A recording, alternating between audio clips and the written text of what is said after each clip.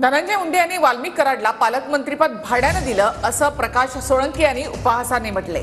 पालकमंत्रीपदाचे अधिकार मिळाल्यावर वाल्मिक कराडने पोलिसांवर झडप बसवली असंही प्रकाश सोळंके म्हणतात। तर धनंजय मुंडे मंत्रिमंडळामध्ये असल्यास न्याय मिळणार नाही असंही प्रकाश सोळंके यांनी म्हटले।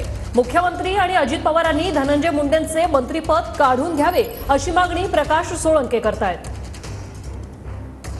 पंकजाताईंनी सांगितलं की या धनंजय मुंडेंनी आपलं पालकमंत्री पद भाड्याने दिलं। कोणाला दिलं? वाल्मिक कराडला दिलं। एक घटनाबाह्य सत्ता केंद्र आणि पालकमंत्र्याचे सगळे अधिकार मिळाल्यानंतर यांनी पोलीस प्रशासनावर आणि संपूर्ण प्रशासनावर आपली झडप बसवली।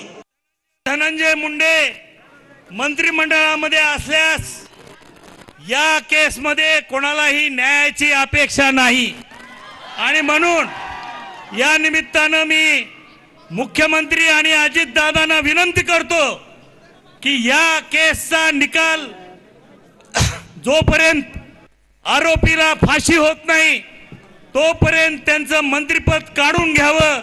एक निपक्षपातीपणे हा तपास झाला पाहिजे ही बीड जिल्ह्यातल्या सर्वसामान्य माणसाची मागणी आहे।